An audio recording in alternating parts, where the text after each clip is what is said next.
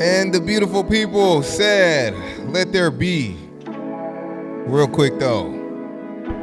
First things first, gotta give my sponsors their love. Bomb Body Collections, I see you. SCA Cleaning Services, I see you. Wiseman Security and Staffing, I see you. All Things 805, I see you.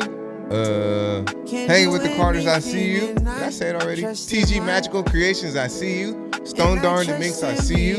CTC Radio, I see you. Lord Sanctus was good. Brand new sponsor alert. Iceberg Lounge Podcast, I see you. I will be on there every other Sunday, or episode, I should say. Uno was cracking. Who else? I hope I didn't forget anybody. If I forgot y'all, my bad. Last but not least, my brand, Young Boss Life Clothing. If you call yourself a boss and you're in a position to put other people in position to make them some money, then you need to dress like it, get you a hat, a hoodie, some shorts, some spaghetti straps, something for the kids. Hit me up and I'll get that for you. In the great words of my homie Big Mike from Straight Lakes No Chase, buy a shirt. And a lot of the sponsors that I mentioned, they don't sell shirts. So go ahead and buy them some merch. Everybody that I mentioned, you can find them on Etsy, TikTok, Facebook, and we Googleable. The song that you are hearing is a personal favorite of mine. It's called I Can Do Anything by Randy White. You've heard this song before. Randy, go ahead and get up here. We got my buddy Blaine. He's in the building today. We're just gonna kick it, talk a little bit of shit. Not too crazy. This episode's not gonna be that long. We'll try to keep it light. Yeah, we'll try to keep this shit light. But yeah, this is how I've been feeling. Can't do anything. Let me shut up. I'm gonna just let Randy sing it. Let me turn it back up. And I trust in me, Ooh, whoa. Oh, the vocals. I need this right now, Randy. Sing it to me. Yeah, my energy On 10. Ain't no stress in me About none. Put the work in and I pretend. What? I'll get everything I want. What? I'm just living life. I'm so fulfilled. Pinch me so I know it's real. Damn, I can sing too, bitches. It's like a dream, yeah. Looking for my reason. What? Searching for a way to spread abundantly. What? Only Sing with me, y'all. But Only God can tell. that's one thing I don't pretend I can't do is sing. I can't sing. Yeah. Whoa. Yeah. Whoa. I can sing a little bit. No, I can hold a note. I think I'm better at imitating singers. Like I'll imitate a singer, but I can't sing their song in my own style. Oh, hey, you were mentioning sponsors, Stone Dar and the Minx. Yep. They're doing the music open mic at the mystery shop. I think On it's every Mondays, other baby. Monday. Yeah. Yep, on Check Mondays. it out, though. Check it out if you can, and they've got product for sale there.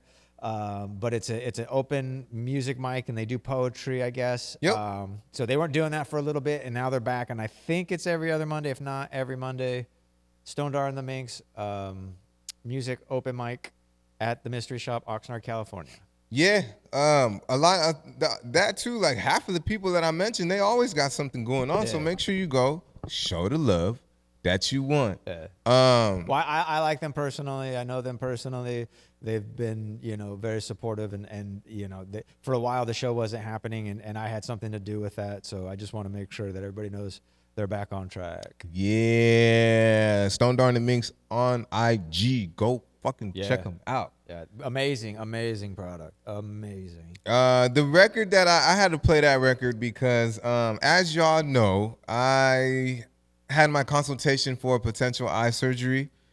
Saw the doctor, went ahead and took some measurements, and unfortunately, it's not gonna happen for me, man. Damn, G. It's not gonna happen for me. So yesterday, I just kind of took my ass home, licked my wounds, and because this was something that, and this is exactly why I didn't get my hopes up too high, Now, was I excited? Yeah, because any little piece of possibility that there can be for me to actually see the world for how I was meant to see it, I'm going to jump at that opportunity. Oh, yeah. So the surgery that I was looking forward to, it's called ICL. It's an implantable collamer contact lens, or either C. Pick a C, bitch. ICL surgery, and what that is what I intended to do was, well, from my understanding, it would have been able to help me see 20/20 or better. But like I've heard plenty of times before, I spoke to the doctor. Your case is very unique to a lot of people that I've dealt with. And what I could do is get your vision. I can get the contact to what your prescription is now, and then maybe go from there. Because I'm gonna be in glasses, period. Shit. You know, like if I wanted to, how do I say it? The contact lens, it would have been this. It would have been this, so I wouldn't necessarily need glasses. But to further see better, I'd put glasses on. Yeah, I was gonna ask, would it be contacts and glasses to see better? Right. All right. But he was saying that, well, pretty much what he told me was that, like, this right here would be gone. But that's kind of my point. I don't want to be looking at shit this close anymore. Yeah. You know what I'm saying? But what he was saying is, it's like, it's just gonna, that field of vision, like up here, anything you try to read like that is gonna be blurry, and it's not like you can focus it. And then on top of that, there was something like the measurements of my eyes weren't compatible with the lens. They couldn't fit the lens on my eyes because of the way my eyes shaped. Why and gotta all be this difficult, man? I know, man. You gotta have weird shaped eyes. Come on, man. I know, man. It was a whole lot, but so he, you know, on a bright note, he did say that he has dealt with people that have way worse vision than me, and just the fact that I was able to drive here by myself was, you know, he's like, I don't, you know, he told me what every other doctor said. But the only difference between what he said and what every other doctor said was that I am a, what do you call this shit? I don't fucking know the word. I could get LASIK. That was going to be one of my questions. Before I couldn't get LASIK. LASIK wasn't an option. There was like no laser surgery for me was an option, just because, you know, what I have can't be fixed. I have scars, and these scars can't be fixed. Now, what I'm going to look into is called a vitrectomy. Maybe they can remove some of the scar tissue, and maybe that could help my vision out. But shit, like I said, this is as good as it's gonna get. So I was a little bummed out yesterday. That shit sucked. It was something that I was really looking forward to. So this isn't something that you can just offer to throw more money at, for example. Right. Okay, Right. I mean, unless I go to Mexico and buy some brand new eyes. Don't, dude, don't. You know, unless there's like an eye surgeon, like You an don't want eye to be getting transplant. used Mexican eyes. Come on. Go get some eyes on Temu. Shit. I'll use Jose's eyes, man. He can see better than me. Fuck. But I mean, I'm just waiting. It is possible, I think, to switch out eyes, right? Like you can use somebody else's eye. I think that's. I'm pretty sure it's possible. What we have today, it has to be possible. But what I'm waiting for is, you know, with like technology, first it starts off huge, then it gets smaller and smaller. Yeah. You know what I'm saying? We can get memory cards. We can get micro SD memory cards at 1 terabyte now. Yep. When before you needed a whole closet to store that much information. So, before there was a time it was like, what would we do with your mic up? 128?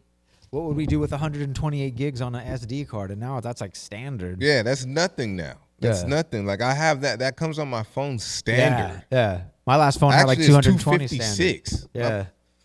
But there's going to be a piece of tech that, you know, there's going to be some type of smart glasses to where it's like, oh, you can just zoom in on the shit. Yeah. You know, so I'm just waiting on that piece of technology. I'm just waiting on something amazing to happen, because I feel like we're getting closer and closer. I just want to be able to see what everybody else sees. I just want to be normal for, I just want to be what's quote vision unquote is normal. probably the most underrated sense we have. I don't think people really truly understand how blessed they are to be able to see with both eyes. Just the occasional, when you close your eyes and just try to walk around your house and stuff and see how difficult it. I mean, eventually, as a blind person or somebody who can't see, you're going to get used to it. But my sister-in-law, ex-sister-in-law, she lost her eyesight when she was like 14 or 15. She had a tumor that had to be removed, and they had to cut the ocular nerve or something like that. But her whole frame of reference, as far as like fashion and everything, is just stuck in like 1984 because she hasn't seen anything since. So just in that aspect, like she doesn't know what modern things really look like, what a laptop looks like. She can feel them and what have you, but she has no basis for comparison. She can't really imagine That new makes sense. clothes, for example.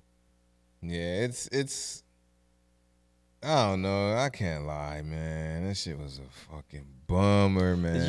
You were on Insta and you said you were stoked and you had something happy you were in the Target parking lot. That wasn't it, was it? Yeah, that was Damn that was the video. Yeah, I was Dang like, it. cause I've been hyping myself up. I've been getting ready. Like when I got there, I was nervous as hell because I knew that there's going to be a very strong possibility that there's going to be nothing that they can do with me.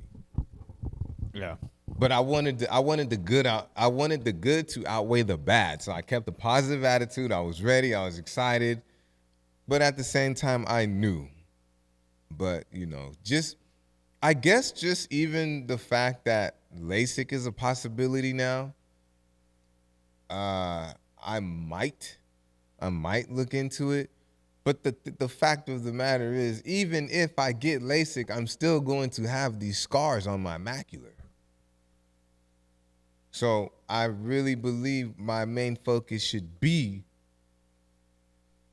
the macular scars. Now, if they can remove some scar tissue, I am all for that. I won't need anything else. But yeah, it's messing up my my central vision. Like my peripheral's fine. It's a fucking. But anyways, got some events that I wanted to talk about. We got 805 Media Day coming up again. Shout out to N Tweezy. There's going to be a bunch of people that are supposed to be pulling up to it. I got the pleasure of hosting one of them. It was amazing. Everybody had a good time. Let me see. Do we have any info on where it is? And speaking of that, got a very special episode coming up with N Tweezy to promote the show or the event. So if you haven't heard of 805 Media Day, what it is people like myself, people that are in media, and even artists, hip-hop artists, singers, whatever, vendors, we all pop out, we get together, and we just build. Simple as that. We just build. We come up with ideas to make it better, to make it bigger. And let me see. Oh, and he's selling hoodies too. So if you are a Realquicctho Podcast, or if you are Connected Coast or Origin or Odyssey Visuals, he's selling hoodies. They have everybody's media brand on there, and as of right now, I believe they are still 40, but the closer you get to the date, the higher the price starts to go. So make sure you guys tap in. He got a whole bunch of shit. He's always doing something. That's not even, hold on, who the hell is that? Oh, here we go. Boom. But yeah, so look out for that promo video. Damn, see, here we go. Blind man shit. Here we go. This event is the perfect opportunity to make valuable connections and network with all the pieces to the music industry puzzle.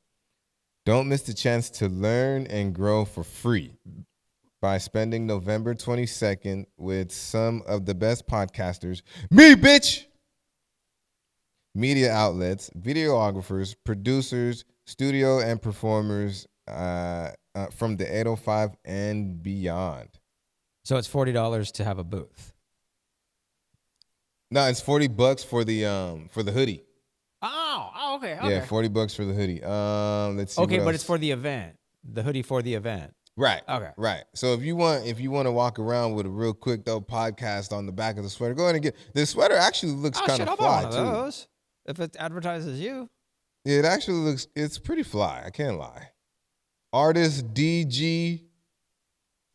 Song ain't no wait. Oh, there's music playing? Hold on. Hey, if I play this shit, my shit better not get muted. Ain't no music behind this shit. Hold up. Hold on. Bam. Ain't no way now. We ain't coming up if we done stayed down.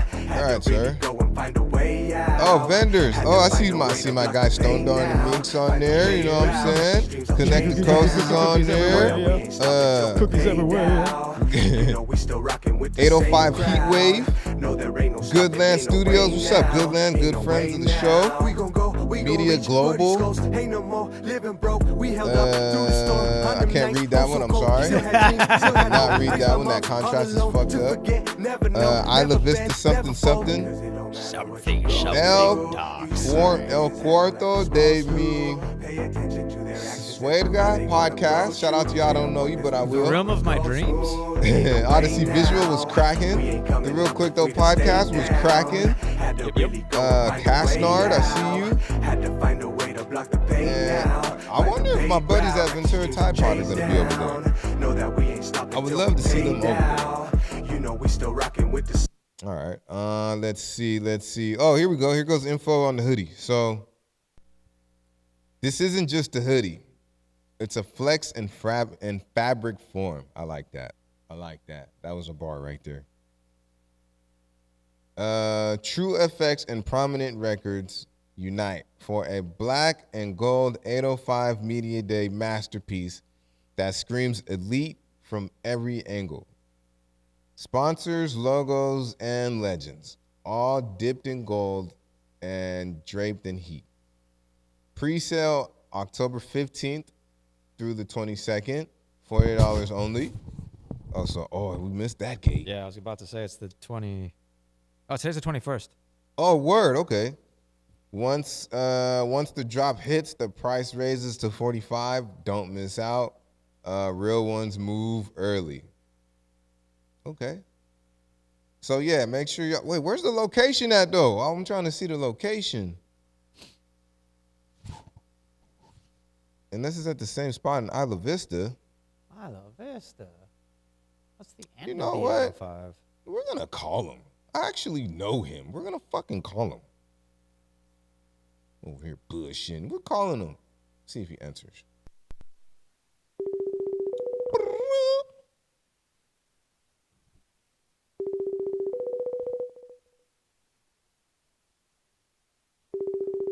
Boo. See, I'm doing this earlier in the day, so normally I record at night, but I'm recording in the day, so he's probably working. People be working. I'm the only one with 3 days that has to work 3 days a week at 12-hour shifts. All right, fuck it. Make sure you guys stay tuned because I'm gonna have him here. I want to have him here this Sunday, but I don't think he can make it. But I'm gonna have him here. We're gonna do just like a promo episode, nothing too crazy. So I'm gonna get more info on that. And he's gonna give it to you with the location, the time, and everything like that. And 9 times out of 10.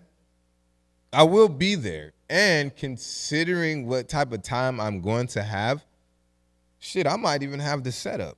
I might even fucking have the setup and just do little interviews like that. But the first one that I went to, I think the Mizza was there. Mambo was there, but I'm walking past these people and I don't even know, you know what I'm saying? D Tragic was there. There was a lot of people, man. and just getting everybody together in one spot. It was pretty dope.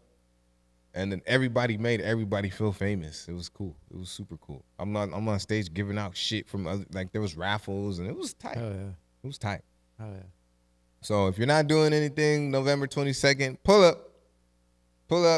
Go make sure you get your sweater with all the podcasts and all the media on there. It'll be a good look for everybody. Oh, my bad. I was gonna say something. October 24th. Shout out to my guy, Luxury the Trap God. He's doing 805 and Arts. Let me go pull that one up.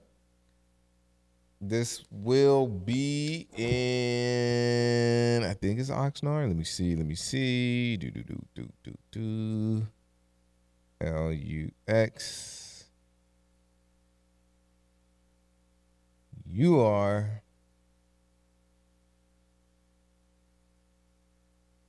Bam. Another friend of the show.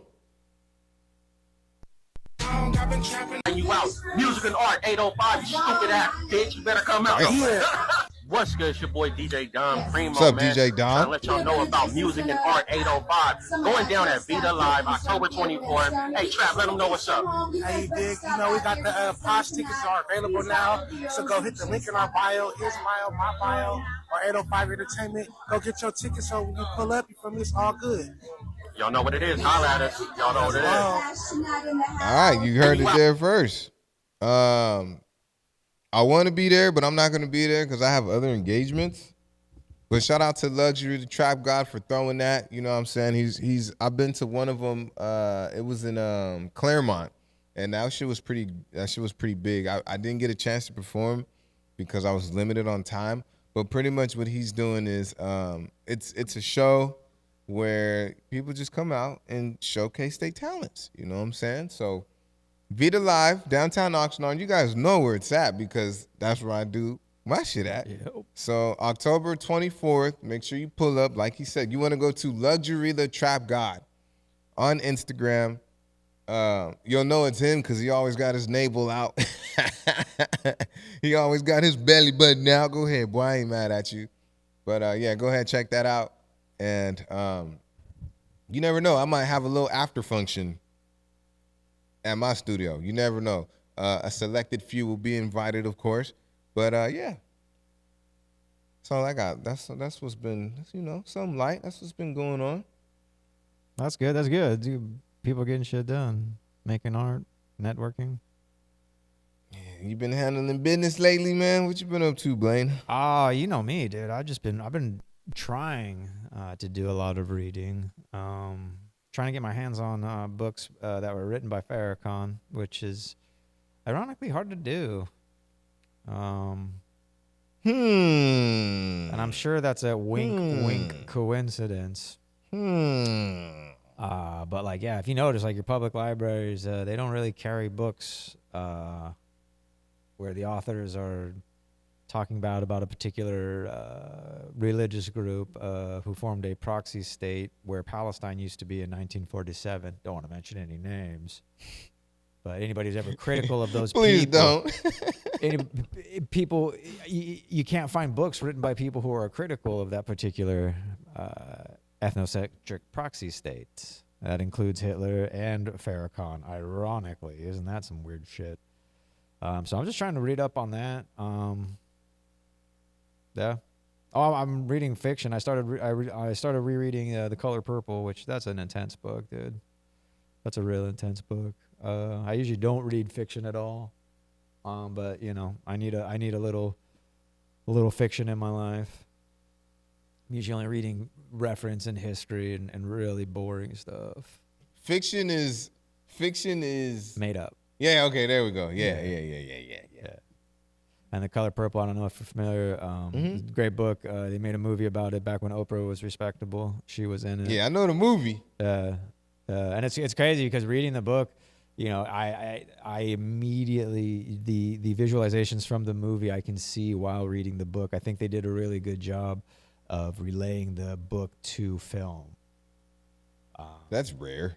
Yeah, it really is. It really is. But it's like as I'm reading the book, like I said, I'm rereading it. I'm pretty sure I've already read it because every page, every paragraph, it's like, oh, okay, I've already experienced this. I've already experienced this. But yeah, no, the intensity and the way it's written and how it's written, it's really good. It's really good. It's similar to it's like Amy Tohn's writing, who wrote Joy Luck Club. Because it's about the author, but the author is writing about everybody else while the story is still centering around the author. It's like the author's focusing on everybody else, but that's what's creating the story about the author. It's really good in that aspect. Saving Fish from Drowning is the book, the Amy Tohn book that I read that reminded me of that, because in the beginning, her character in the beginning is the very, very first scene in the book, she's dead. So it's the ghost of the woman who died at the beginning of the book who's telling the story.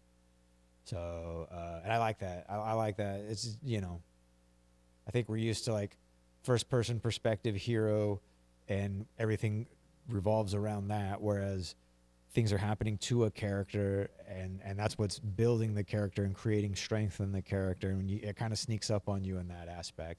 Whereas with a lot of like, you know, when you have like a male superhero type character, it's all going to be around him and his masculinity and him doing the right thing and him having integrity just automatically. Whereas in the types of books that I'm liking lately, this is how we build integrity. This is how we build self-respect. Instead of just assuming it's there, like these are the steps we had to take to get to it. A little bit more informative.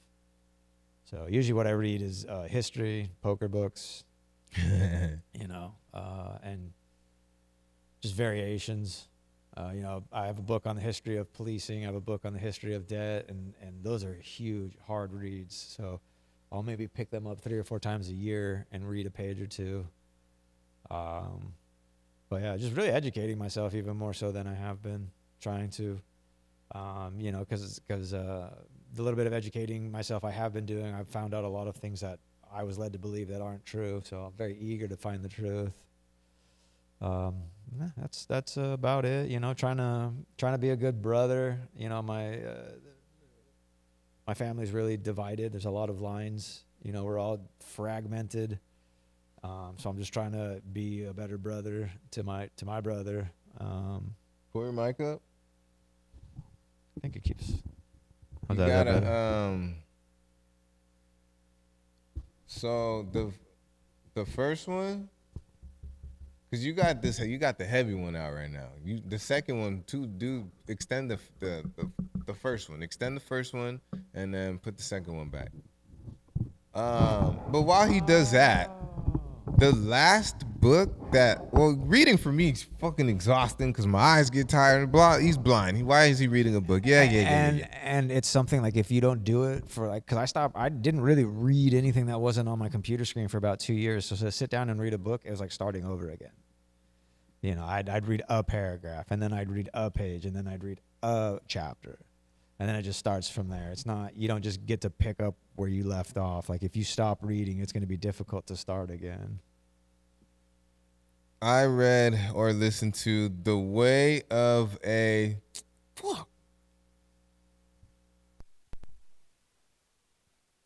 It's like The Way of a Powerful Man or something like that. Hold on.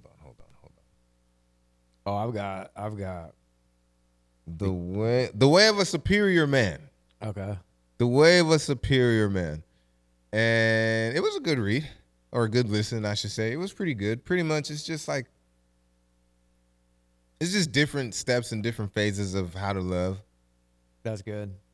You know, a superior man will walk and talk and sound like this at this level. And then at this level, this is what a superior man does. And at this level, this is how a superior man loves. And I thought it was a good book. What tends to happen with me is when I finally like sit down to listen to a book. Listen to a book? Yeah, because I'll do the audio book shit. Ain't nothing wrong with that, dude. There's nothing wrong with that. What ends up happening is 80% of what is being taught in the book is how I be living. Yeah. And that was kind of like surprised me with the Bible, because I went through the Bible twice. And everything that I did that I thought it was original. Nah. However you live, there's a verse for it in the Bible. Yeah. I'm actually reading the book of Proverbs because that's great for, managing money and being more business minded. A lot of people recommend, a lot of rich people, if they say, they'll say read the Bible, but if you say get more specific, they'll say read the book of Proverbs, because it's dealing with that. It's dealing with business. It's dealing with how to handle money. It's dealing with how to handle clientele and what have you. It's a trip, man. Yeah. Like there's a phrase that I live by, and I say it often, just depending on who I'm with. Like, you got to know when to act a fool and who to act a fool with. Yeah. I don't know what book it is in the Bible, but they went crazy, detail for detail. There's a time to laugh. There's a time to cry. There's a time to sit. There's a time to stand. There's a time to speak. There's a time to listen. There's a time to see. There's a time to close your eyes. It just went on and on and on. I'm like, wait, they're saying the same thing that I be saying. Yeah. And what's funny is for years and years and years, because of my ego, when somebody would bring up something that I wasn't familiar with, I'd be like, oh yeah, no, I'm totally familiar. Yeah. Well, what do you think? And then I would create my opinion on it because I knew nothing about it based on what that other person said. Now, even if I do know something about it, I'll just be like, oh, I don't know, tell me. Because I'm going to get a completely fresh perspective from them. And a lot of times I'm either going to find out that, oh, this person agrees with me, or they disagree with me, just by letting them just speak from the beginning. And I'm almost always going to learn something. That's the thing about these books, dude. It's like, yeah, 80% of it's shit you already know. 80, 90%. Like I say, there's about 10% in each book that is the important part. And that's the frustrating part. You got to read a whole book just for like 3 or 4, maybe a chapter's worth of material. It's like taking a bunch of photos and then you edit it. Yeah. You took a whole million photos just to only use 3 of them. Yeah, exactly. That's the concept right there. Exactly. Like, but they also have to lay the foundation. It's like, if somebody's going to teach you how to be a really good bike racer, like you're going to enter the Tour de France, they shouldn't assume that you already know how to ride a bike. Just as an example, like the foundation of do you know how to ride a bike should be brought up. Because if I walk into it and I don't know how to ride a bike and I go, oh yeah, Tour de France, I know all about that, they're going to assume I know how to ride a bike when I don't. And they're going to talk to you and treat you as such. Yeah. There's... And I learned so much more by just saying, I don't know, tell me. I learned so much more. I don't know. I don't know. I don't. Talk to me. What I can't wait for more people to all the way understand, even overstand, is the fact that 2 things can be true. I think that's what I want to stress a little bit more. 2 things can be true. People get so stuck in their ways, and that can be a problem. Like, even though your way may be right, you know it's right, you've done this a million times, you know what I'm saying? It's right. You know it's right, and you don't want to stray from any other way. But your way is not the only way. You know what I'm saying? We can get to the movies 9 different ways. It's just some are shorter than other ways. Some are harder than other ways. Some are easier than other ways. But I think that's what I want for society. I want society to realize that 2 things can be true. Let me see. Well, I mean, just the simple fact that there's the fact of what happened and there's going to be your opinion about it means that there's 2 different things happening. There's what happened and then there's our perception of what happened. Well, so with an opinion is just something that you think of it. Opinion's not always a fact. No, absolutely, yeah. Opinions are pretty much the exact opposite of facts for the most part. It's something that can't be proven. A fact is what you know, and opinion is what you think. Yeah. The only thing about facts is that, and we spoke about this before, so I don't want to get too, I don't want to sound repetitive, but facts lack context. Fat Joe messes up Bone Thugs lyrics. That was pretty funny. I don't want to deep dive into that, but Fat Joe's already a character. Here's something. As I get older, I start to learn new shit about me. And for the most part, some of these things that I'm learning about myself are annoying. I'm not explaining anything to anyone that doesn't have patience. You ever try to explain something to a hyper kid? That shit is not, that's not, you're wasting your time. Yeah. You're wasting your time. So if you don't have patience, I don't not explain nothing to you. You can't even sit still. They don't want to listen. Maybe they've got some mental handicap that makes it hard for them to listen, but they're not listening. So that can be really frustrating. I'm trying to figure out, is it worse from kids or is it worse from adults? Oh, I don't know. Because you can't hit either of them anymore. I'm not going to hit nobody anymore. I'll just throw shit I at don't you. know. Take the At least kids have an excuse. Kids have room to grow. There's so many of us in our late 20s and early 30s that never grew up, and it's time. I'm a prime example. I joined the military. I was 31 in basic training in boot camp. I turned 31, so I joined late. And it wasn't until after I joined the military when I was like, oh, okay, like, I don't have to be a lazy, selfish dumbass. So if you're not willing to put yourself in a position to see a difference, there's never really going to be much of a difference. So if these people had a hard time listening when they were children and never got out of that state of childlike inability or lack of desire to listen, that's much more frustrating dealing with an adult. Like, I used to work with this dude, and there was 2 water machines in the parking lot at the market next door to my apartment complex. One of them was 50 cents and the other was 25 cents a gallon. And he would always go to the one that was 50 cents a gallon because it's convenient, because it takes his credit card. And he just couldn't see it. I'm like, you're paying 100% convenience fee because you don't want to carry around 5 quarters once or twice a week. Fuck that. I'm cheap. He was literally spending like $72 a month on the convenience of not having to carry quarters. And this dude was always complaining about how the government's taking money from him. He's poor because the government's juking him, and he doesn't like Trump, and he doesn't like Biden, and they're all a bunch of thieves. And it's like, dude, you're stealing from yourself. And this is a dude who, he didn't live at home, but he rented a room from his sister, and I believe their mom owned the house. So he's still kind of living at home. Oh, he got it. He's still kind of living at home, But and I'm like, dude, you're paying, $1.25 a week at a minimum. Paying $1.25 a week at a minimum for the convenience of not carrying $1.25. It was just madness to me.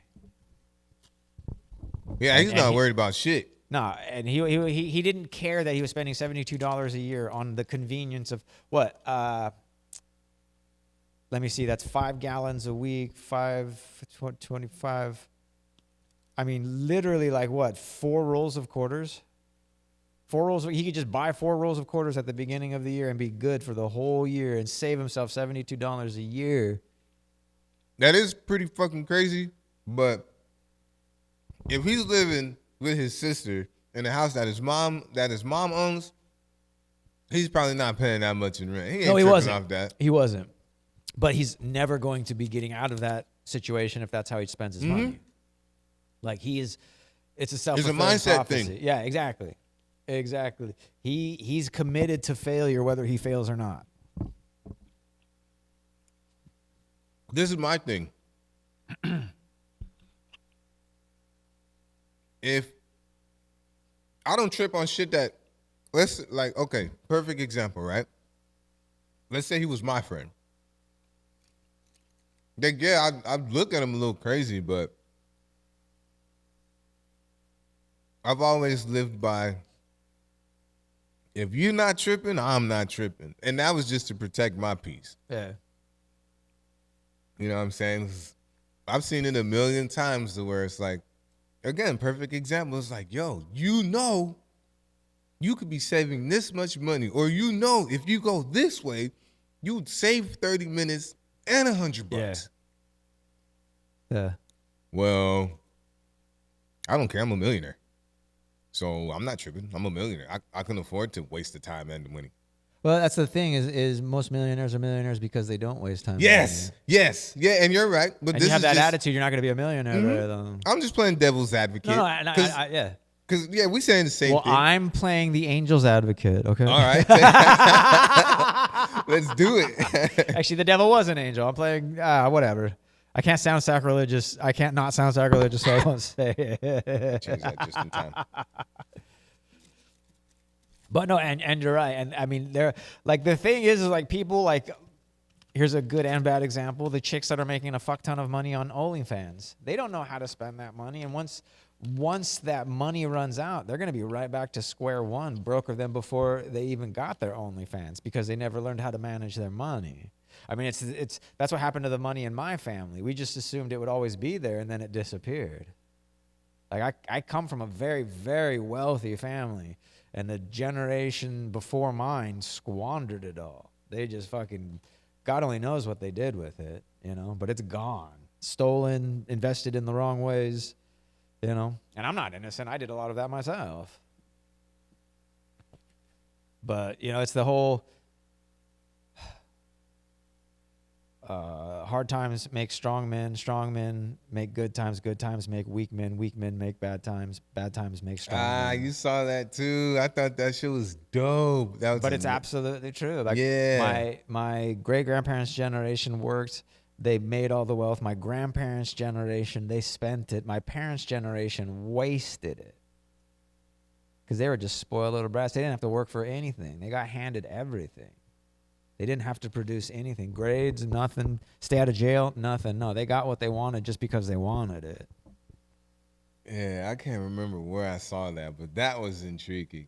Hard times make...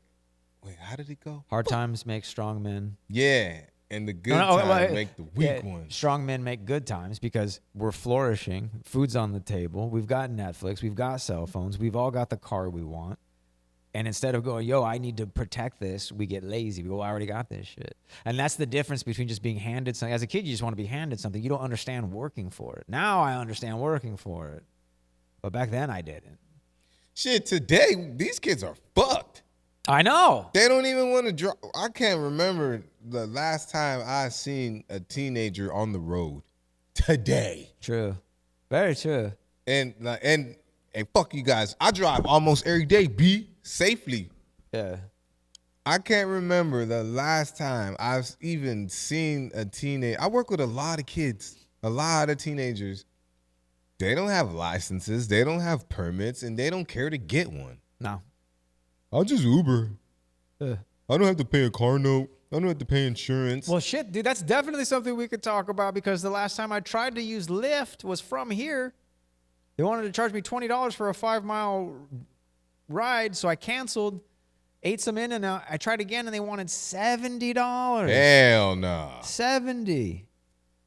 Look, whenever I needed a ride, this is how I did. This is how I determined. Of course, those kids aren't spending their money; they're spending their parents' money. Oh, so, yeah, facts, big facts. I would, if I needed a ride, and again, it's 5 miles to go up the street, right? Let's say gas is $4 a gallon, and I need to go 5 miles. I'll give you the dub. Take the 20. I'll give that to you. Yeah. I'll give it to you. But fucking $70.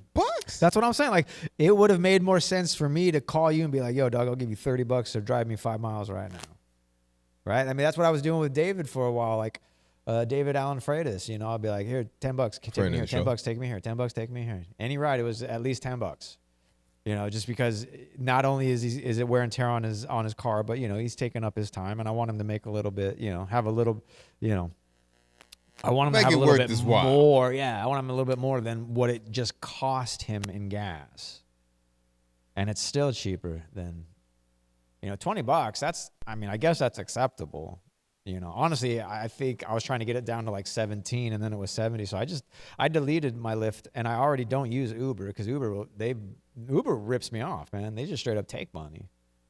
They just straight up took money, man. They had a driver pass. I watched him pass by me and then he never came back. So I canceled the trip and they're like, oh, we're going to charge you a $5 cancellation fee. And I'm like, no, you're not. Like I watched the dude drive by. I saw on my phone, you know, the little map and him drive by and go to a place I wasn't.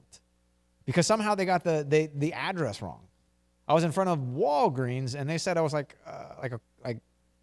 200 yards away from Walgreens in a neighborhood that I wasn't in. So I don't even know how that happened. But I'm like, look, you can either take the $5 off, or you can keep the $5 and lose me as a customer. And they decided to keep the $5. So then I switched to Lyft, and now Lyft is doing that surge shit. Like, call your friends, dude. Call your friends. Dude, call your friends' parents, man. If you call your friend's mom, you're like, yo, they want to charge me $70. Can I give you $20 to give me a ride home? They'll probably do it unless, you know, they've had something to drink or something.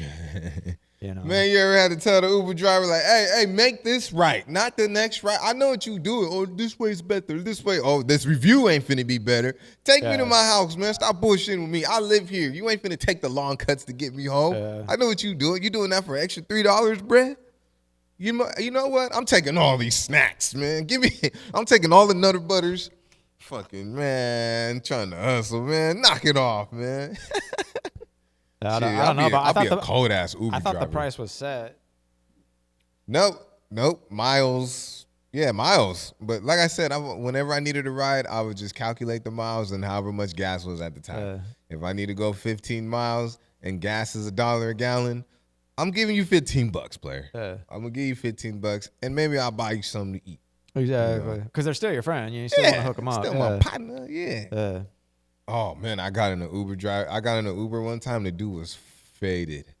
Shit. He was faded, and I just like that was the stillest and quietest I've ever been. And I had my girl in the car with me, and I'm like, hey, I don't know about this one, but if this dude tries anything, we're taking his car. And she was just like, oh my God. This dude, I'm telling you, he was all over the place. He couldn't even like answer me when I was talking to him. Damn. I would check on him like, hey, dog, hey, you all right up there? Well, what you wake your ass up, man. All right, I'm gonna sound like a racist here, but you know, that's just me. Oh shit. Those guys, as well as anybody who's delivering food for like DoorDash or whatever, don't speak very good English. No. It's getting frustrating. That's all. That is all. That's all. Well, I mean, if you're going to deal with English-speaking clientele, you should speak a little bit of English. Especially when I'm like, yo, it took you 2 hours to bring me a freaking pizza. I don't want to get the hell out of here. I had one guy, you know, I think you've been to my pad. You know, they've got the little button code thing to get in. And he's like, the door. I'm like, yeah, open the door. Punch in the code, open the door. And he's like, the door. And I'm like, yes, punch in the code and open the door. I was like, he kept saying that. I'm like, yeah. I'm like, dude. And then he left. And then he came back. And then he finally was able to walk in. But I'm like, dude, It took like an hour and 45, but the pizza was cold. You know when pizza gets so cold, the slices start to separate because the cheese isn't even attached anymore? Like it was like 8 separate pieces. It was so damn cold. And that was through DoorDash, dude. I stopped using that shit immediately because a 20-minute delivery was now taking an hour and 20 minutes. Hey, real shit. Let's say you got to make a delivery, right? And there's fries in the bag. You taking a couple of fries? I mean, hey, I'm sorry. 4 of them fries is mine off GP, man. My main concern would be, could I stop at 4? Because if I grab 4, I'm probably gonna grab 4 more. You know? Yeah. Hey, look, bro. I'm sorry, especially bro. like McDonald's fries, dude. Those are so. I mean, fries are just good across the board. Like I've mentioned here on the show, I think like my favorite thing to eat right now is asada fries, which is just sacrilege, but I love it so much. I love it. I love French fries.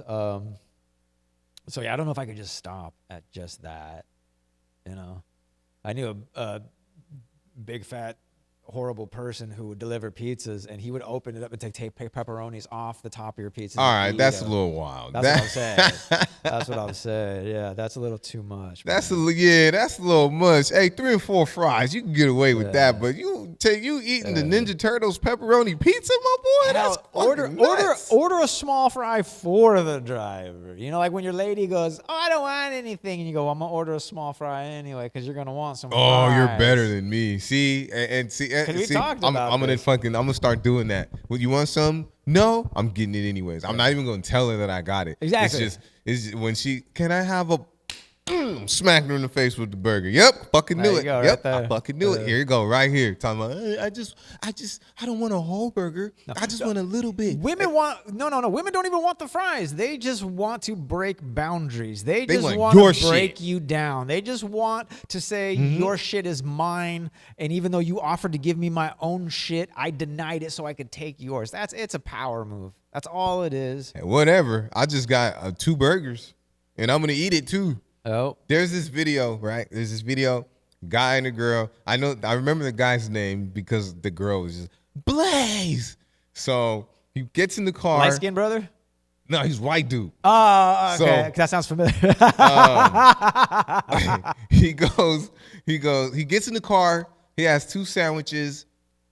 Calm, cool, collected. He's ready to eat. He don't want to hear nothing. He's ready to eat. So he goes, all right, here, I got your sandwich. Here she go. Why didn't you give me that one? All right, here you go. No, I want to know why didn't you want to give me that one in the first place? Yeah. And then at that point, he was just like, I don't give a shit. Like, you think I wasn't thinking about nothing like that. Like I can't remember his exact words, so I'm gonna say what Realquicctho would have said. I don't give a shit about what sandwich you get. None of them have onions on them. None of them have cheese on them. It's the same shit. Yeah. I just gave you what I wasn't thinking. Do you want the damn shit or not? And so then she started to go, well, nah, I don't want that one. I want that one. I want to know why you just didn't give me that one in the first place. It's the same fucking sandwich, yo. It's the same shit. Because it was literally A or B. That's why. And you know what he did? He did what any real man would do. He bit both of them bitches. That's right. And enjoyed it. Blaze! Nah, ain't Blaze nothing. Blaze is eating right now. He's a white dude named Blaze, all right? The fact that he brought you anything is impressive. You know what The I fact mean? that he can afford 2 sandwiches is impressive. Oh yeah, a guy named Blaze. Yeah, he just got out. He's on probation for 19 years. His name's Blaze. Like, but I like the other videos too, right? The girl. Damn, did we talk about this? Maybe, I don't know, but I liked it. I'm always complaining about women, so probably. I know. I want to trash women this episode. Maybe I'm just playing, ladies. I mean, you're gonna catch some smoke. Just to be clear, my wifey is perfect. Miss Quickdo's perfect. She don't mess up. But I like the videos where they're grocery shopping. They're at the fruit. They're at the fruit aisle or whatever, and they gotta inspect the fruit or whatever. And the girlfriend was inspecting the fruit. She's looking at it. She's putting it in the bag. She's going to look at another piece of fruit. Her husband goes in the bag of fruit that she picks it up while she's not looking, and as she is putting more fruit in the bag, he holds up a piece of fruit. She takes it out of his hand, looks at it, looks at him. Back. No, that's not a good one. Yeah. And she puts it back. And then he did it like 3 or 4 times. I actually want to try it. My lady don't watch the pod. I ain't tripping. I want to try these little social experiments. I want to just have her pick out some fruit, and I'm gonna go in the bag when she's not looking. Oh, what about this one? Nah, that one's not good. Women love to argue, dude. I don't know what it is. Like I have studied and researched this. Like I've tried. So the one thing that I hated the most is because it worked the least was just being super nice and super friendly and super helpful because she wants to have an argument, but I'm not even going to get into that headspace where an argument can happen. Whenever she says, oh, hey, you need to do this right away, baby. I'll take care of that right away. Oh, you didn't do this. You know what? I'm sorry. I'll take care of it right away. I don't even, and then she just gets madder and starts picking dumber and dumber fights. Okay, man. real quick though. So check this out. In the book of The Way of a Superior Man, what I think the biggest thing that I took from it was tapping in to my feminine side. Yeah. You know what I'm saying? So when women argue, it's okay. Let me it's hard to speak on it. This is why I need a fucking a dope ass chick here. I don't know any. It's a rough one. Okay, so it's not necessarily that. Again, this is in some things like the Blaze incident. That was just her. Nah, you toxic. You just want to fucking. Yeah. You just shut the fuck up. Yeah. But when men speak, we speak to come to a conclusion. We don't want to waste no fucking words. We don't need an explanation. 100. You know, we don't need an explanation. Yes. We don't. We really don't. Point A, point B. This is where we're at. This is where we need to be. This is how we're gonna get there. Yeah. Right? That is the way it was. That is the way of a masculine man. That is how a masculine man thinks. Yes. Now, and that's how I operate. Boom, boom, boom. 1, 2, 3. Black and white. Simple as fuck. Less is more. That is how I operate.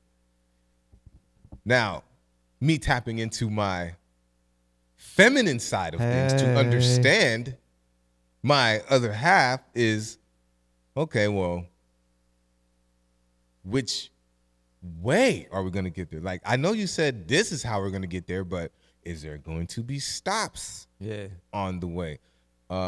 Maybe, shit, I don't know. How would a woman think? Well, they'd be who's bringing up driving? They'd be bringing up shit from the past. They'd be bringing up fucking. Well, remember that last time? Yeah. You know, we went this way and got a pop tire or something. Or what about snacks? Do we need to bring blankets? Do we need to bring jackets? Should we bring extra chairs? Da-da-da-da-da. And as a man, I don't want to hear that shit. No, we'll worry about that when we get there. Yeah. That's not an issue right now. So, like, a woman, they're trying to prepare us men for what could happen. And in our heads, it's like, I'm not tripping off of shit that hasn't happened Well, because yet. it kind of sounds like you're describing the family going to the beach. It's kind of her responsibility to make sure there's chairs and blankets and all that. Your responsibility is to find a nice spot where everybody's going to be, get enough sun, not be too cold, be close enough to the beach to where they can get their feet wet, but you can still keep an eye on them. That's the thing. It's a, you know, if we just work off of our strengths, the male-female heterosexual couple can be quite successful. And boom, that is what's wrong in today's society because, well, I mean, we all see it. Girls are trying to be guys. Guys are trying to be girls. No, I don't give a fuck what anybody says. There's roles, yo. There are gender fucking roles. Well, I mean, it's been pointed out that a lot of women think just being difficult and argumentative is being attractive when it isn't. Women seem to think that being difficult and argumentative is going to make us go like, ooh, tell us more. We want to know more. Tell us more about your secret feminine ways. And it really just turns us off. They think because we have the ability to reasonably argue that if they argue, we're going to be attracted to that. You're wrong. Sorry, no. Be quiet. Less is more. Now, there is a time to listen. Like, instead of just getting to that result, like instead of just answering to conclude the conversation. Yeah. Which a lot of men, I know I do that. I'm guilty of that. Yeah, like I'm a guy. It's like I just shut the fuck up. Yeah, like hold on. I gave you a solution to the problem. Why are we still on it? Yeah. Why are we still on it? Like as a man, that shit can be super frustrating. But just listening to the book and actually understanding why it is important to tap into both your masculine and feminine energy when it's necessary can improve a relationship. And it will encourage your partner to do their role. Or even, you know, you can even say it simpler. Just be willing to accept that women aren't going to handle things the same way men are, and you have to have patience with Yeah, but the women need to understand. Women need to understand that. That's shit. a different podcast. I don't know. I can't help you there, dog. Yeah, it's. I mean, really, you know, what we have to do, and I know you're doing it, and I'm trying. We need to be men. You know, we need to provide.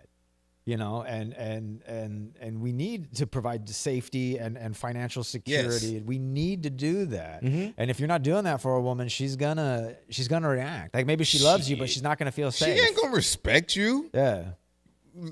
Any woman that has taken care of another man does not respect that man. No, and that's a different type of woman. You really want to avoid those women too. Because those are the women that the women who basically replaced my mom. That's who I ended up dating.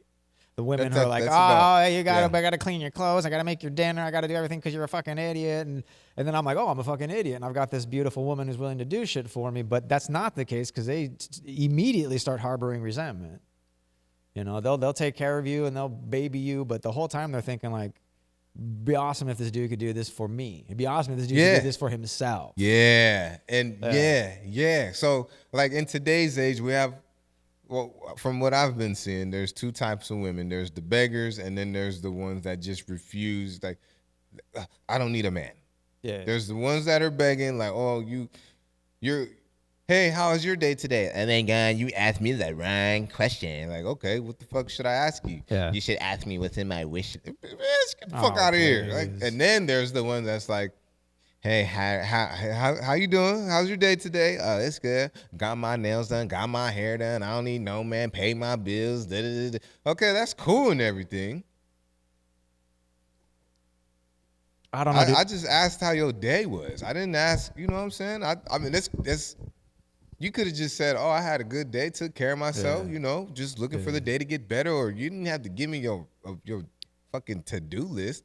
And you didn't have to remind me that you did it by yourself. Like, I know you did it by yourself. You got it. In my personal experience, those women that are talking about how independent they are and how they don't need a man, they're not. They're borrowing money. They're calling their neighbor who has a crush on them to install their TV or some shit like that. I've dated a few of those women. Like, I'm independent. I don't need a man. I remember one time she's like, "Sorry, I don't need you. I don't need a man." I'm like, "Why the fuck am I here then? You don't need that phone. You don't need those cigarettes. You don't need that beer. You don't need the 2 trucks in the damn driveway. You don't need any of that shit, but you always have it, right? You don't need a man. Why am I here? Right? Like, let's be realistic. If you're telling me you don't need me here, why am I here?" I know a couple girls like that. I mean, and don't get me wrong. They got their shit together. They don't need a man. That's cool and everything. But they alone. They alone and they by themselves. Now a couple girls that are close to me, one specifically, she's got all her shit together. Now, she doesn't need a man as far as conditions. Yeah. But she wants and needs a man for that companionship. Yes, you know what I'm saying? She wants a man because she knows that if she has a man, she will be all the way happy. And the man that she gets, he is going to allow her to be a woman. Yeah. And he's not going to have a fucking choice because I'm still in her life. You know, it's my daughter's godmom. You know what I'm saying? So does she need a man as far as conditions? No. With that being said, she's not flexing on him. She's not throwing her finances in her face. Or in his face. She's not throwing her independence in his face. You know what I'm saying? And this is something that, you know, she's like one of my best friends, and this is something that I've taught her. Like, yeah, you got your shit, but whenever you get that man, whenever you ready for that man, you better let that man be a man. This is something that I tell all my homegirls, especially the strong ones. When you get a man, you need to allow him to be a man, because just because you can fucking bring the groceries in the house,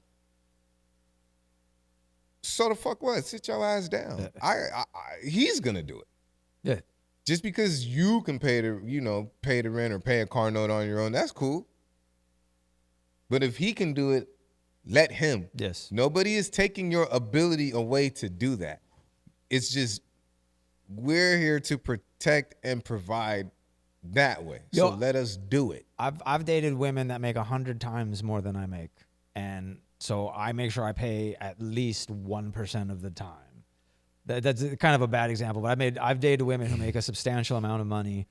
Like you could literally take the money I make out of their pay and they wouldn't notice. But yeah, I would still pay for dinner. I would still pay for gas, because that is for the relationship. That is for the strength of the relationship. I'm saying like, yeah, you've got this. I used to call her Dr. Money. I'd be like, you got this, Dr. Money. Like when they set the bill down, I'd be like, you got this, Dr. Money. But she was also taking us to high-end restaurants that I wouldn't be able to afford anyway. So if we're gonna be doing that, then yeah, she's gonna be footing the bill, But easy, yeah. Hey, don't be asking. I'm again. This is all hypothetical and shit. Don't ask me to take you somewhere that you can't take yourself. Exactly. If you can't buy the $1,500 shoes on your own, don't ask me to buy them for you. Yeah. What the fuck? I'm not. Them tricking days is over. Yeah. Wifey, I love you. I'll do it for you. But I'm podding right now. Fuck these bitches. Nah, you got a good one, dude. Your lady's awesome. I like her a lot. Oh, we just had a date. This shit was lovely. You know what I'm saying? Well, you got to Steak do and that. shit. You got to do that. Oh, okay. I'll tell you this. Man out there that's, my lady, you know what I'm saying? I just got it like that. My lady paid for. Let me give you a little piece of advice, player. The least you could do, and this literally just came off the top of my head, because normally when I plan something, I pay for it. But back to what I'm saying. Exactly. If the least you can do, if she's paying for everything and, sugar mama, I got good dick game right here. If you got all that going for you, the least you can do is plan something out. Yeah. Put some effort into the thought. Yeah. Put some effort into the date. Tap into your feminine side. And you can do it on a budget. You can be like, hey, I bought a Blu-ray version of the movie you liked when you were a kid. I'm going to order McDonald's and we're going to chill and we're going to get under the blanket and watch your favorite movie. Like, there's ways of going about it that are going to be far more valuable than the money you spend. And straight up, I couldn't agree with you more. If it's your idea, you're paying the bill. Because so many women be like, I want to go here and I want to go here. And I remember this one woman, she just insists. I didn't even met her. She's like, oh, you need to take me out to dinner here and then we're going to go to drinks and la, la, la. And I'm like, I haven't even met you. How do I know I'm going to? So now it's kind of, does that make it a double standard? Let's say, I got a sugar mama. She's going to pay for everything.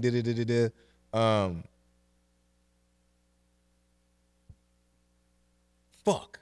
It kind of just left. Okay, let me start over. If I'm the sugar baby and she's paying for everything, like the least you could do is plan it, right? Is plan it out. Yeah. But if it's the other way around, like the girl plans it and we pay for it still, like all right, so how do I? So I'm like, what I'm trying to say. Like for the first day, online dating is just a mess. This was a few years ago. I'm still trying, but it's still a fucking mess. But I would just be like, let's get together for coffee. We'll talk for 20 minutes. And then after that, if you want to go to dinner, if we still want to have dinner together, we'll do that. Like literally, we can go from coffee to dinner. A lot of times we'd be like, sit coffee, have two. Like, oh, yeah, you want to get something to eat because the date's going so well. But this chick's like, I want to go here, I want to go there. And then she's like, oh, you're a cheapskate, la, la, la. You think you're going to get me with the coffee date? I'm like, I'm just trying to meet you. Oh, yeah, I remember this story. So I finally, eventually I said, all right, we'll go wherever you want to go. She's like, I want to go here. And then I want to go here. And I want to go here. I'm like, cool, but you're paying for everything. And then she refused. I'm like, so there you go.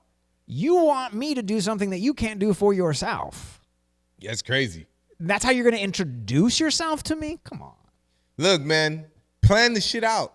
Plan the shit out. Now, unless you guys are established like myself, hey, I have this plan. Do you think we can execute that plan? Sometimes it's no. Sometimes it's, okay, hell yeah, let's do it. You know what I'm saying? Even better, like you have a sugar mama, and she's like, yo, I want to go here Friday night. Make the reservation yourself.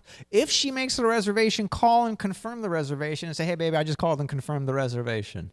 Take action. Yeah. Just take the tiniest Put bit a little of bit of action. effort in there. Yeah. Put a little bit of effort in there and listen. And this is back to my me tapping into my feminine side, right? Just tap into it. Like if she wants to sit there and talk about if she wants to bitch about Keisha for half an hour, which she will, get into it, yo. Like, man, fuck her. Like, oh no, hold on. Chris Rock said it best. You only got to say 3 things when a woman's talking. I told you that bitch was crazy. And that's right. I don't remember the 3 things he said exactly. But it's facts though. Yeah.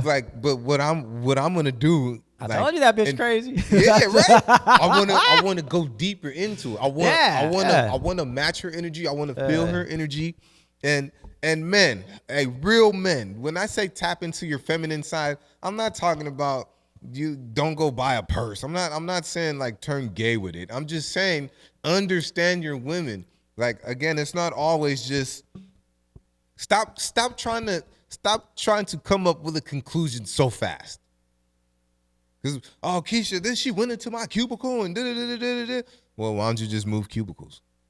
Well, yeah, because why don't you just quit? You keep bitching about it every day. Why don't you just quit? We got to get out of that. Stop doing that. But we're solutions based. Exactly. They don't want a solution. They just want to complain. Mm-hmm. Yeah, let her do it. Complain with her. Exactly.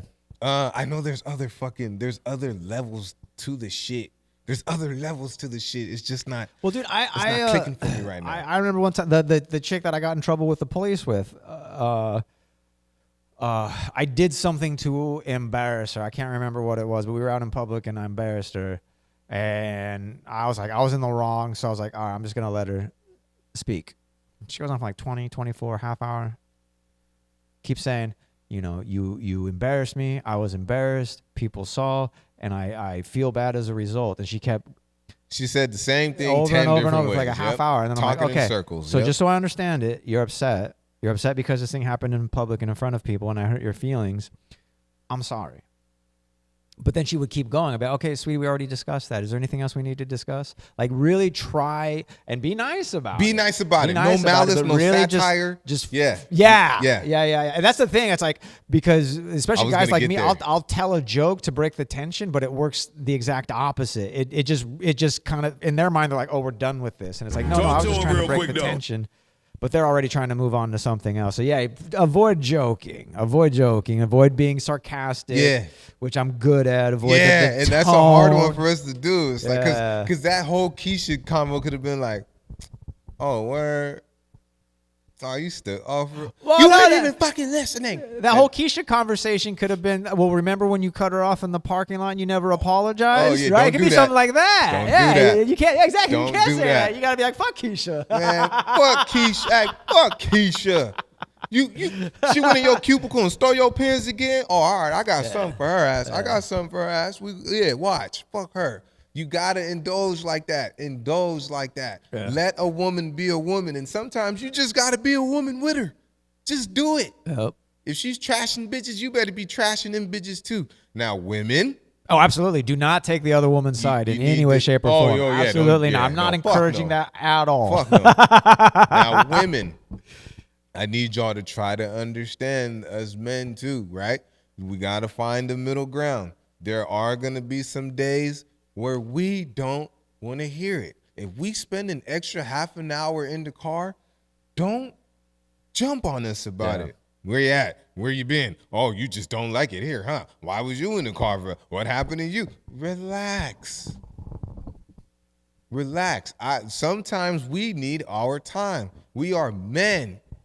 We need peace and quiet. Yes. We need as much of it as we can get. We gonna get to you. Just give us a second. Well, why do you get a second? I don't get a second. I work, I come home, I cook, I do this. Okay, well, fucking don't for a night or two. Yeah. How about don't do it? Yeah. Well, I can't. Well, that's your fucking problem. Sit your ass down, be still, calm the fuck down, get the fuck away.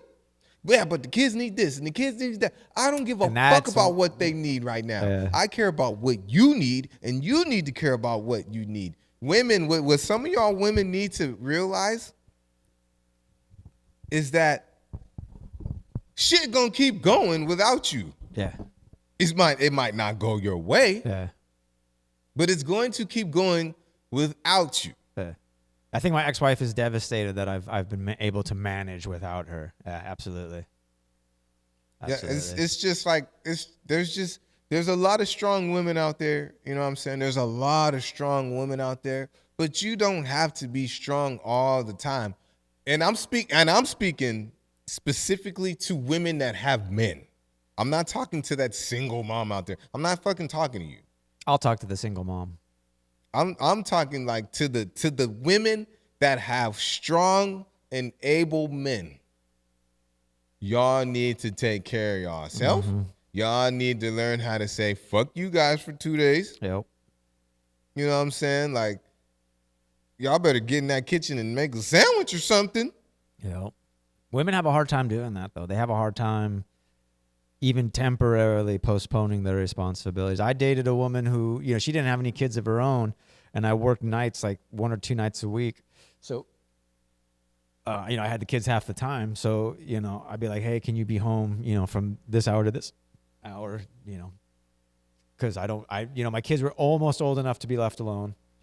And she would call me and text me, like, I don't know what to do. Like, what do you mean you don't know what to do? It's like, well, I feel like I should be entertaining them. Like, no, you're just home and they're home and they're going to do their thing and you're going to do your thing. They don't even care. Yeah. They don't even give a shit. You're literally there to call 911 and stop the bleeding. That's what you're there for. You're there for in case there's an emergency. Yeah, they don't give a shit. These kids don't care. No. They don't even care enough to go get their own independence license. They don't give a shit. They'd be in their own rooms watching TV or whatever. Like if they wanted a snack or whatever, they might hit her up if they couldn't get it themselves. If they want to, they want to make sure they have permission. That's it, dude. That's it. And I was working I was either working 2 jobs and going to school or working 3 jobs back then. I was a little hustler back then.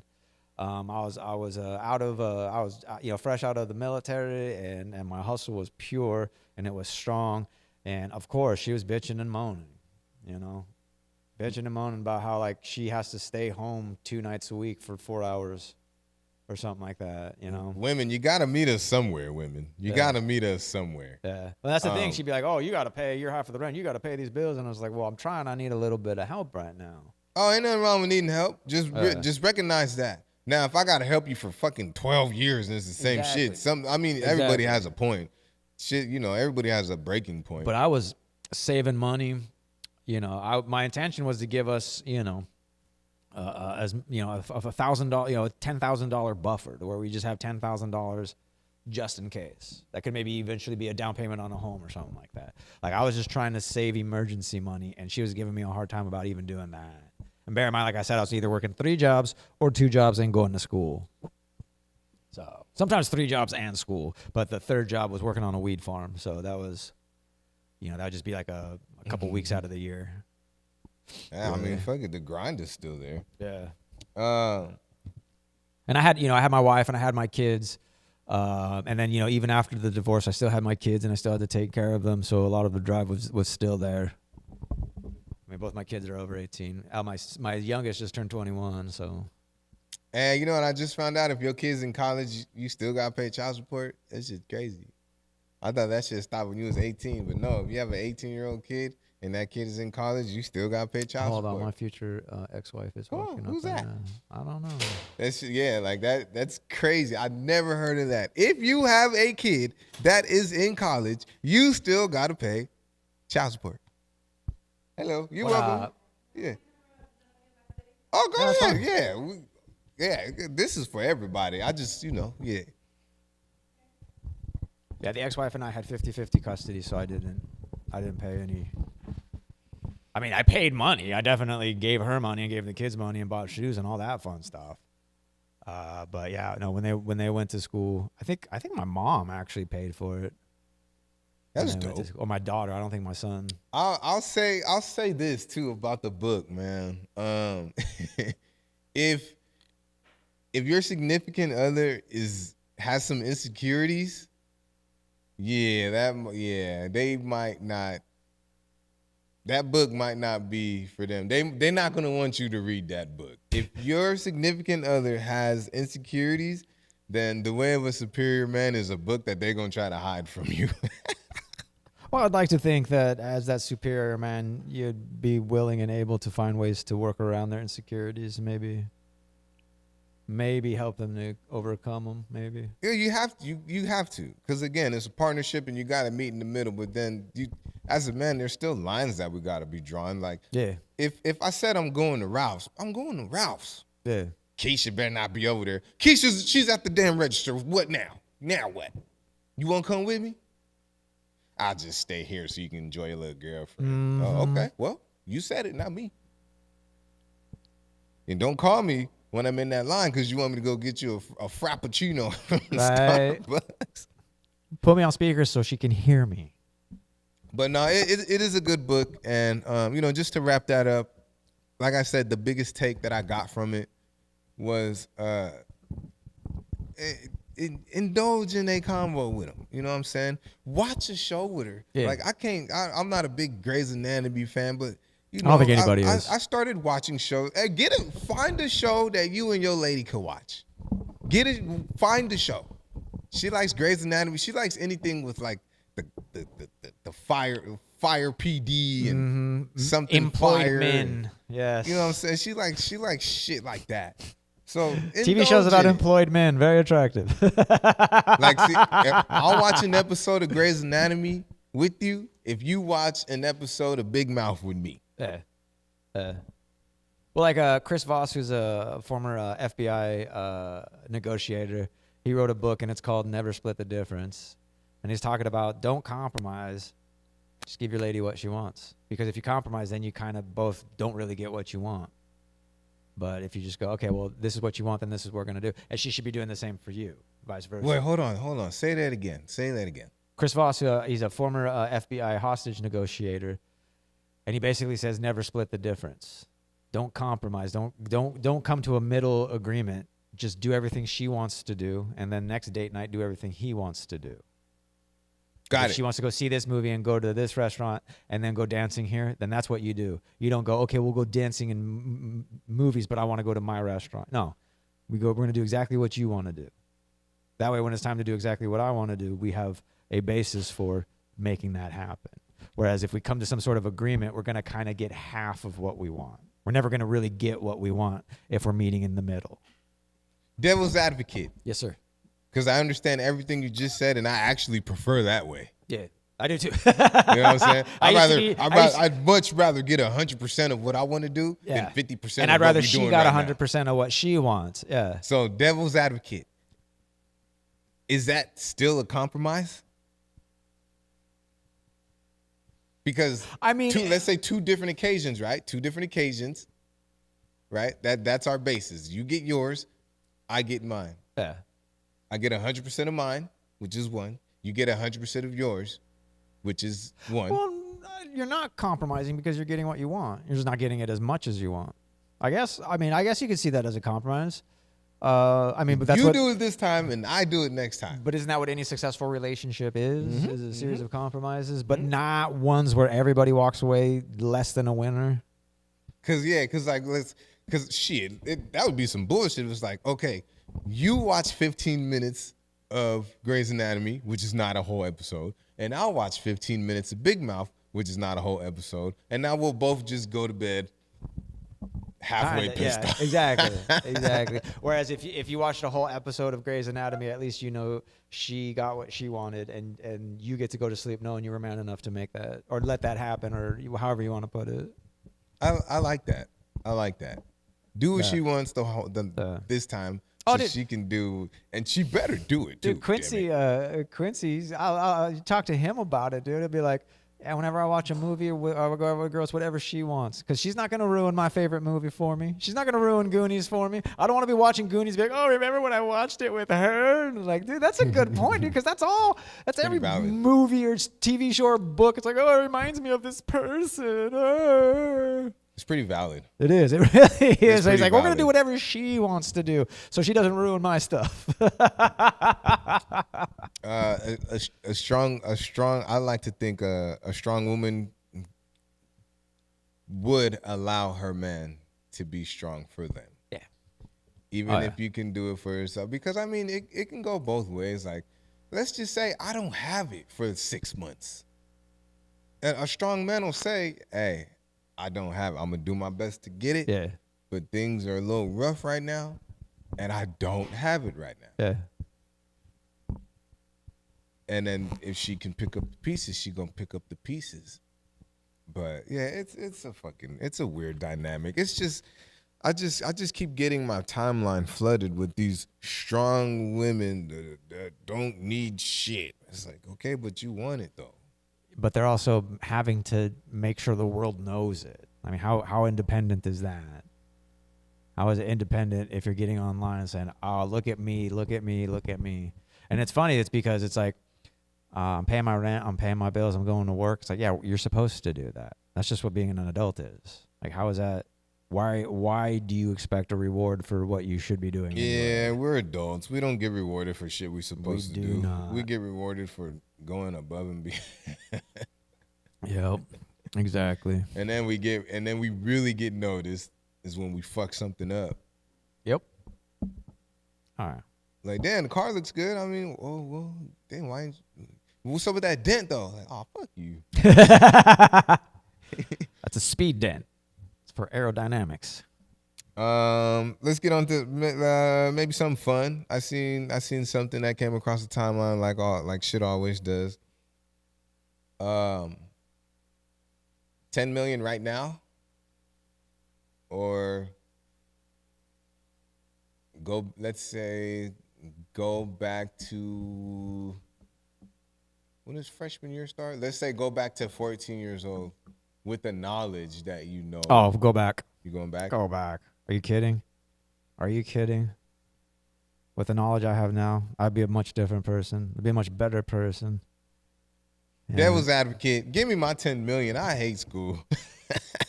I'm not saying I would enjoy it. I couldn't do it. To me, that's the ultimate goal, is to be able to redo everything correctly. To me, if I could do that, then I could die happy. I can't die happy right now because I was such a selfish person. And now that I understand where that selfishness came from, and now I have the skills and the talents and the wherewithal to avoid that. Because first and foremost, your boy would be getting straight A's across the board. I'd be the schoolboy that I was born to be. I grew up in the hood. I wasn't supposed to grow up in the hood. I was supposed to grow up in Camarillo, you know? I was supposed to be a nice little schoolboy. I grew up playing chess and watching PBS, dog. You know what I'm saying? Like, I was on my way, and then, you know, I wanted to fit in with my friends who happened to be thugs and criminals. You know? So I would absolutely do things way, way different. I'd be a better big brother. I'd be a better son. Probably wouldn't marry the mother of my kids. Oh, you getting deep. Yeah. See, I think, like, Probably wouldn't even date her or have kids with her. Let me clarify that. I would take the money, man, because, I mean, yeah, behind all this smiling and laughing and shit, there's been too much that I went through that I just can't do again. Yeah. I don't want to do it again. Give me my 10 million. I'm 36. Give me my 10 million right now. Dog, you're old. You know what I mean? So I could fucking, what? You know what? I could, give me my 10 million. I'm going to put a big piece of it up and go crazy with 2 million and ball out and buy shit and turn that 2 into 9 and just like, what? Forget about the other 8 million. But like, see, what? You're saying, oh, my life could be better. I'm saying everybody's life could be better if we go back. Okay. If we go back. Hold on. That's worthy of a drop right there. That is worthy. Because of a I drop. didn't even realize being Talk a big to him brother real was a quick, though. responsibility until I was a grown ass man. To me, they were just more, you know, they were just parasites. They're getting in my way. I get less Christmas presents and I get less chicken and potatoes, you know? That's how I looked at it. Shit, I found out real early when I think it was every Wednesday, my mom and my stepdad, they going out. Fuck y'all, we going out. Yeah. We sat here busting our asses. The food is done. Y'all just got brand new pajamas. Use them. Take your asses to bed. We going out. Yeah. I mean, obviously, I was like 12, 13. I was old enough to take care of everybody else. But, yeah, man, I want my 10 million. I want my 10 million. I was a latchkey kid before I was 10. What's latchkey? That was back in the day when you would go home to an empty house. Like, you get home from school and your parents, or your first parent, or if you had whichever parent you were living with wouldn't come home until after 5 o'clock. So you got hours to word up. yourself. Are you kidding me? You know how many times I answered the phone before she got home so I didn't get my ass whooped that day? Yep. Your Straight son up. and or daughter missed all the periods in Yeah. school today. Yeah. Oh yeah. That was so easy to get away with. Shit, Yeah. I was a latchkey kid. I love that shit. That You shit just was dope. delete, yeah. Yeah, delete 1000%. 1000%. But also, you know, that was the little bit of peace and quiet that I got. True. Because the thing was, I would get home about 20 minutes to a half hour before my siblings got home, and then I didn't have the house to myself, so there was some introspective time when I was a young man. I think that actually ended up helping me in the long run, because I was, for, you know, those few minutes or whatever, not responsible for anybody but myself. Whereas the rest of the time, I was constantly having to be responsible for my brother and sister. Yeah, and when they messed up, you messed up. Yes, sir. Shit, I'm just reminiscing now. There is no bigger fear than when you hear them keys in that door. Yep. Yep. I'm not mature, y'all. I'm just here to make jokes. Something's wrong with me, and you know it, and you love it. This Thursday, I don't believe I'm going to be doing the show at Vita this week. Burnt Out show will be canceled this week because I will be Burnt out? I'll be burnt out. Shoot. Hold on. Actually, that's not fair. I don't want to play the music if I'm not even going to do the show. You're going to need a theme song for when you don't do the show. I know. Yeah, for real. Not going to do the show this week. But I'm not going to do the show because I'm going to be working, you know, and that's a 12-hour shift. And then it's also football that night. So, Who's playing? Packers? Nah, it's my stepson. Oh. So he has his games, which means while I'm at work, mom's going to be at the game. And, you know, we're in between cars right now. Yeah. So Yeah. just if I got on the bus to go all the way there, that's an hour and some change. I get off of work at 7:30, and then I wouldn't get there till 9. Yeah. You know, so right. The Realquicctho's Burnt Out show is canceled this week, and we will see you guys on the next one. But now, hold on. I like that. Hold up. Hold the phone. Hold up. Where we at? Just in case, after this week, we will be back the following Thursday. Realquicctho's Burnt Out show at Beat Alive, downtown Oxnard. It's every other week now. You know what I'm saying? If I can help to get there. It's every other week.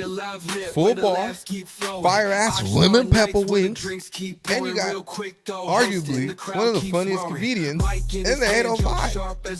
Y'all heard of Wildin' Out. We ain't wildin' out. We burnt out. So if you think you're funny or if you know you're funny, pull up to Beat Alive downtown Oxnard on Thursdays. Doors open at 6. Show starts whenever I feel like it, because I be on real black man time, bitches. Yeah, it says 8. No, it says 7:30. Is that what my dual time on my watch is Something for? like For it. CPT? You know what I'm saying? So that no, you got military time. But make sure you go tap into the IG too, man. Realquicctho on IG, Realquicctho on TikTok.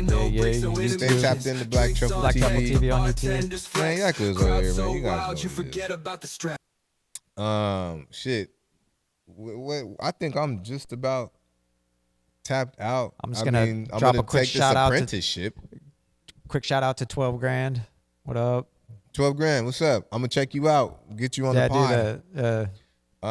He was actually at the this is back in the day, the battle rap that I won at Nickelby's. He was there, so it was awesome going. Oh, he's going an older down. guy. Yeah. What are you trying to say? I'm old. Older than me? Yeah. No, D-Tragic. You don't get older, you get D-Tragic better. produced that show, so it was cool. Like, he knows D, and so it was a nice quick trip down memory lane, because the Visionaries showed up that night. So I was like, yeah, dude, some of the Visionaries were there. And he's like, yeah, dude, I remember. And he's like, you battled. I'm like, J-Rock. He's like, yeah, J-Rock. That's the dude I beat to win the entire thing. Talk that shit.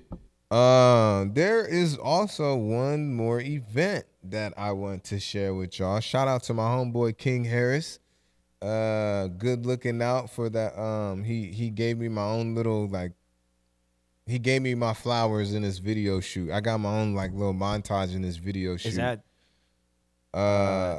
Is that some sort of, what does that mean? Did he literally give you flowers? No, Okay. it's like show. He gave me my loves and he Okay, I gave me just my wanna love make and sure. gave me my props. You know, I'm old. Remember, you got to explain this shit to me. Oh, stop. Dog, I just turned 39. I can't even say 49. I just turned 49. I look amazing for 49. I'll tell you that much. Second to None and King Harris, hosted by Miss Allanette. Shout out to Miss Allanette, All Things 805, family and friend of this show.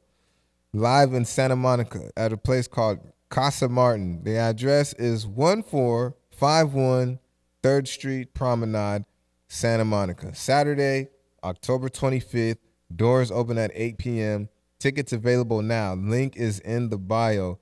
Come dressed to impress. Best costume takes the crown. Live DJ, full bar, good vibes all night. That sounds like something I need to be hosting. I'm going to dress like Sugar Free.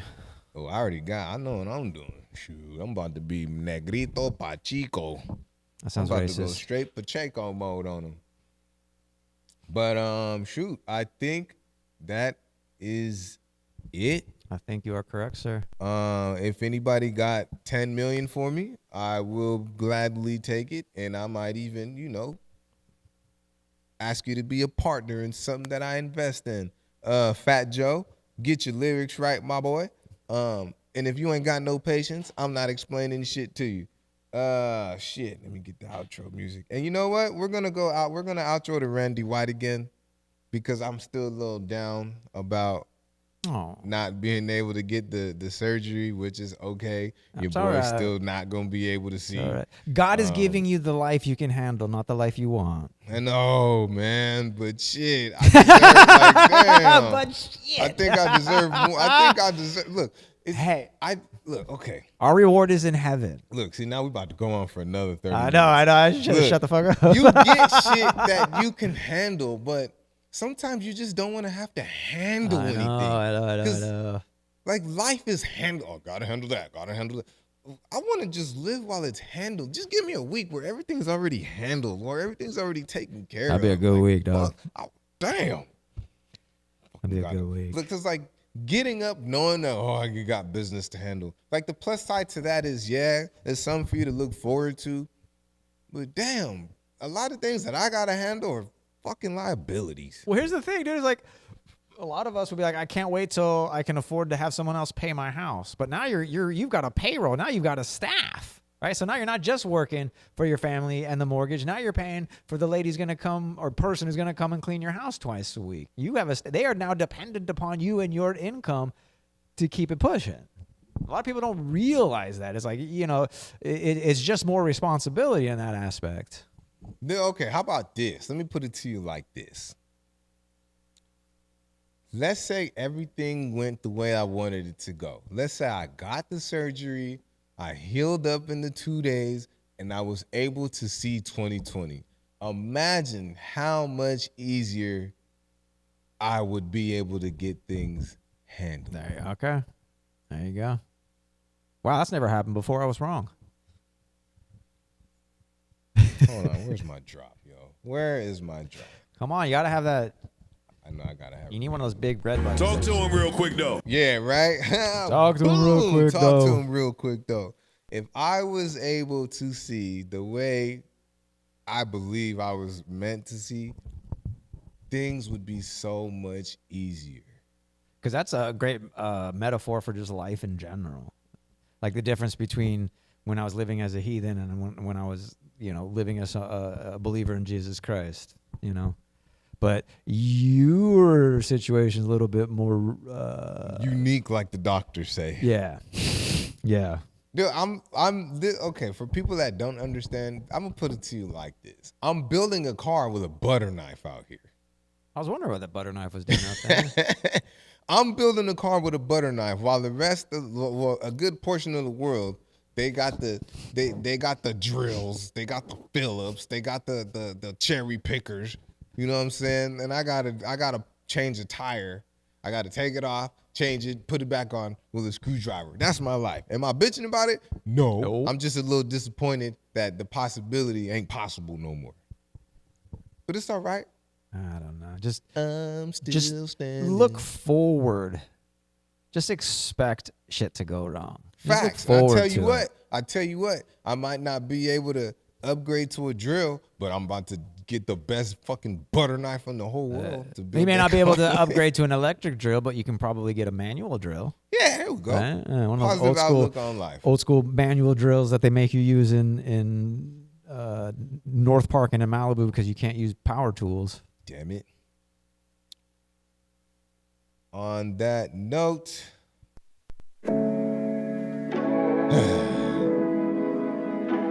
ladies and gentlemen, this has been another beautiful edition to Black Truffle and the Realquicctho Podcast. As always, Blaine, thanks for kicking it with me. A little Thank change you. of pace, but you know, this was good. Well, maybe Different time of the day. This was Maybe we good. won't piss off so many people. And I want to say to all of those people, we wish you nothing but joy and success. 1,000. Even to the people who I talk shit about, I wish you nothing but joy and success. Yeah, heard of them. Thank y'all for watching. Make sure you go tap in on Instagram. Yeah, my energy on 10. Yeah, my energy's on 10. We are on Spotify now, so make sure you go to Spotify, go tap into Realquicctho Podcast, because I know some of y'all get too tired of seeing this fine ass face, and it's just too overstimulating. And yeah, it's just a lot. I don't know how with both. I mean, two of the most handsome guys in the 805 on one podcast. Ooh, looking like a snack. Looking ebony and ivory over here. Like a yummy Oreo cookie. Shit. So real shit though, man. Thanks for tapping in. Yak Quiz over here, man. You know how I get down. We always shining. No sunsets over here. I said it backwards. No sunsets over here. We always shining, and you can't fall if you don't trip. I remember eating dinner with the lights out. Remember days where I was locked up in the crib, I have no phones, I was in there making music till the lights out. Yeah. Switch that, I've been looking forward to a bigger day. All I see is money on the floor, I know it's on the way. Anybody say that I ain't working or just know they too off. I've been on fire, they say I should cool off. It's just me and my bag, I know that it's true love. Ain't nobody gotta say it, it's just me and myself. I'm a man of my word,